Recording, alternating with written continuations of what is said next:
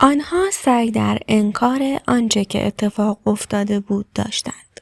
خوابیدن برایشان مشکل بود. توان و انرژی آنها هر روز نسبت به روز قبل کمتر میشد و به همین دلیل زودرنج و بی‌حوصله شده بودند. خانه‌های آنها دیگر مکان‌های امن سابق بود. نبود. آدم کوچولوها شبها کابوس عدم دستیابی به پنیر را می‌دیدند.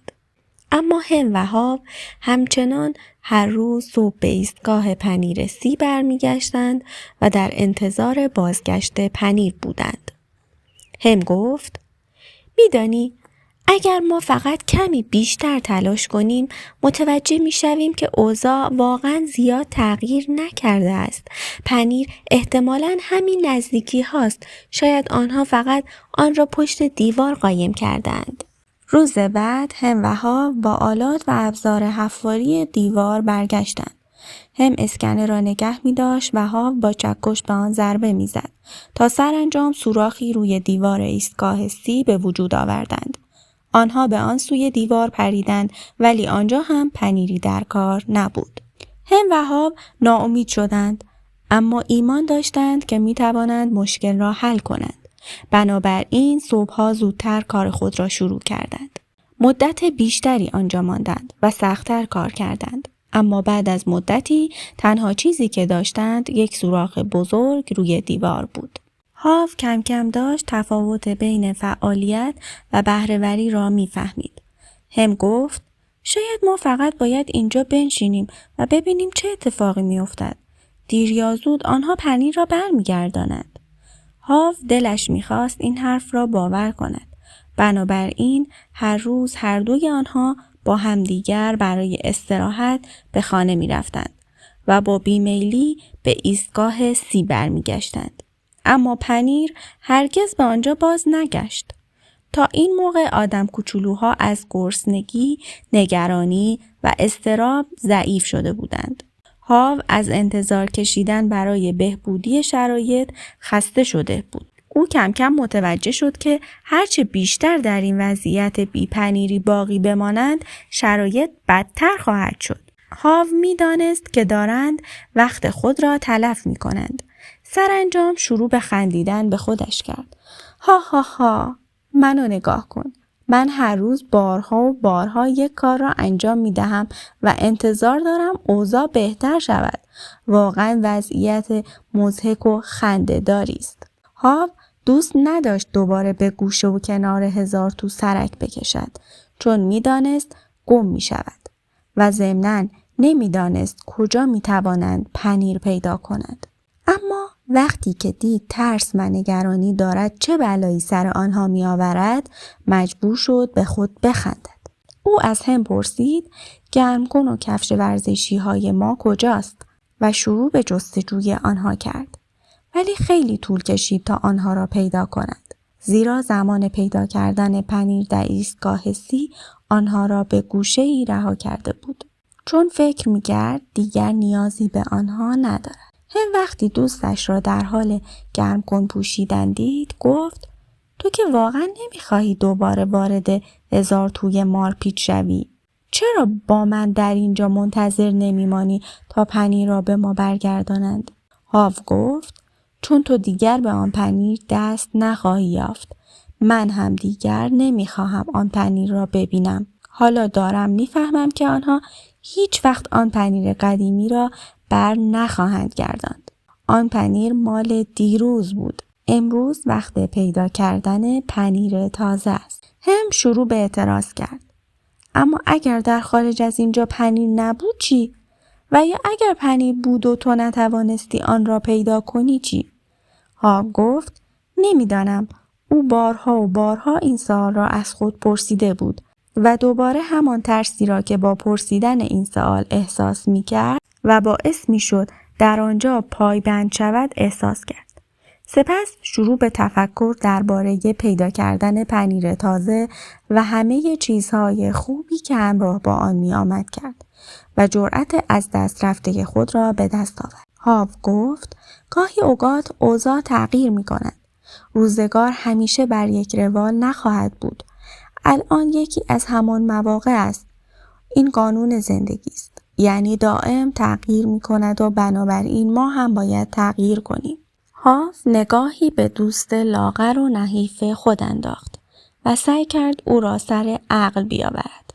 اما ترس هم تبدیل به عصبانیت شده بود و گوش به حرف کسی نمیداد.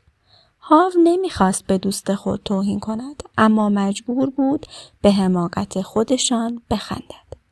به محض آنکه هاو برای بیرون رفتن آماده شد، احساس شادابی و سرزندگی بیشتری کرد و دریافت سرانجام توانسته به خودش بخندد و تصمیم بگیرد راه بیفتد و تغییر کند. او اعلام کرد الان وقت رفتن به داخل هزارتوی مارپیچ است. هم نخندید و نه به او جواب داد.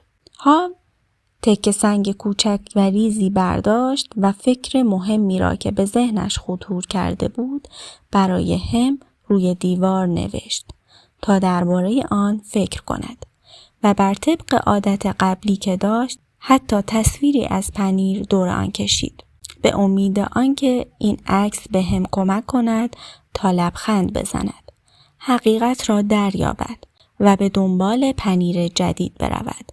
اما هم نمی توانست آن را ببیند. نوشته او این بود: اگر تغییر نکنی نابود می شوی.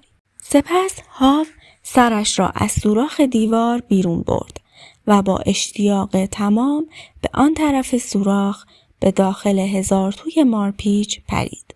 بعد درباره اینکه چطور خود را در این ایستگاه بدون پنیر گیر انداخته بود فکر کرد. او باور کرده بود که احتمالاً هیچ نوع پنیری در هزارتوی مارپیچ وجود ندارد و یا اگر هم هست احتمالاً او نمیتواند آن را پیدا کند. چنین باورهای ترسناکی او را از پای درآورده بود و نومید و مایوس کرده بود. هاو لبخند زد. او می‌دانست که هم در این فکر و خیال گوته‌ور است که چه کسی پنیر او را برداشته است. اما هاو در این اندیشه سیر می‌کرد که چرا من زودتر راه نیفتادم و همراه با پنیر جابجا نشدم. هاو همانطور که به داخل هزارتوی مارپیچ پا می‌گذاشت به پشت سر خود نگاه کرد. به همان جایی که از آنجا آمده بود و زمانی احساس می‌کرد جای راحتی است. احساس کرد به طرف آن منطقه آشنا کشیده می‌شود. اگرچه مدت‌ها بود که دیگر پنیری در آنجا وجود نداشت. هاو هر لحظه جلوتر می‌رفت بیشتر نگران و مضطرب می‌شد که آیا واقعاً می‌خواهد به داخل هزارتوی مارپیچ برود؟ چیزی روی دیوار روبروی خودش نوشت و مدتی به آن خیره شد. اگر نمی‌ترسیدی چه کار می‌کردی؟ هاو درباره این جمله فکر کرد.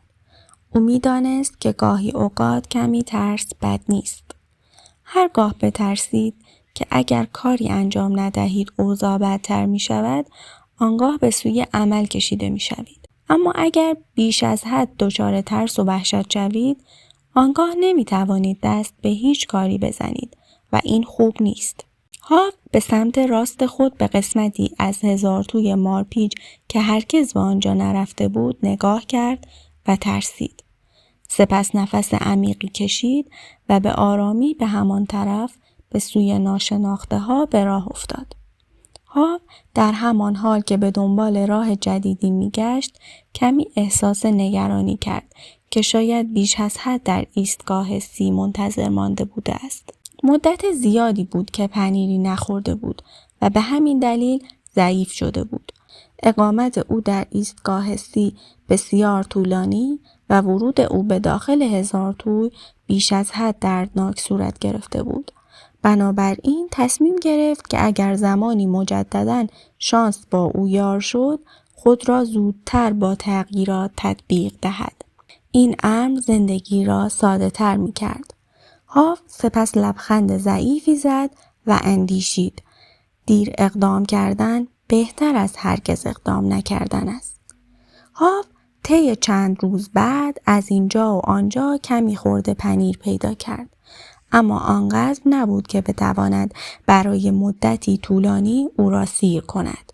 او امیدوار بود که به اندازه کافی پنیر پیدا کند تا مقداری از آن را برای هم ببرد و او را تشویق به آمدن به داخل هزارتوی مارپیچ کند. اما هاو هنوز اعتماد به نفس کافی نداشت. احساس می‌کرد که داخل هزارتو کمی گیج کننده است. به نظر می رسید که اوضاع از آخرین مرتبه‌ای که او در آنجا بود تغییر کرده است. درست زمانی که فکر می کرد در حال پیشروی است، در راهروها گم می شد. به نظر می رسید که پیشروی او 2 قدم به جلو و 1 قدم به عقب است. این نوعی مبارزه بود، اما باید میپذیرفت که جستجوی پنیر در هزارتوی مارپیچ آنقدرها هم که او از آن واهمه داشت بد نبود. همانطور که زمان میگذشت شروع به تردید کرد که آیا این انتظار که پنیر جدید پیدا کند واقع بینانه است؟ او متحیر بود آیا لقمه بزرگتر از دهان خود بر نداشته است؟ سپس وقتی فهمید که در آن لحظه پنیر برای جویدن ندارد خنده‌اش گرفت. او هر وقت که احساس می‌کرد دارد روحیه‌اش را از دست می‌دهد به خود نهیب می‌زد که کاری که در حال انجام دادن آن است هر چند سخت و پرمشقت باشد در واقع خیلی بهتر از ماندن در وضعیت بی‌پنیری است. او به جای اینکه منفعل و بیکار بنشیند به تدریج داشت کنترل امور را در دست می گرفت. سپس به خود خاطر نشان کرد که اگر اسنیف و اسکری توانستند تغییر کنند پس او هم می تواند. بعدها که هاو به گذشته نگاه کرد متوجه شد که پنیر موجود در ایستگاه سی آنطور که او زمانی فکر می کرد یک شبه ناپدید نشده است. در روزهای آخر مقدار پنیری که در ایستگاه بود هر روز کمتر شده و آنچه باقی مانده بود کهنه بود و مزه خوبی نداشت. حتی امکان کپک زدن پنیرها هم وجود داشت، اگرچه او اصلا متوجه این موضوع نشده بود. به هر حال او پذیرفت که اگر میخواست احتمالاً میتوانست آنچه را که در حال وقوع بود ببیند، اما او نخواسته بود. هاو اکنون متوجه میشد که اگر او آنچه را که در تمام آن مدت در حال وقوع بود میدید و اگر احتمال تغییر اوضاع را میداد، آنگاه ناپدید شدن پنیر باعث تعجب او نمیشد. شاید اسنیف و اسکری همین کار را انجام داده بودند. او ایستاد که کمی استراحت کند و روی دیوار هزارتوی مارپیچ نوشت: هر چند وقت یک بار پنیر را بو کن تا اگر کهنه شد متوجه شوی.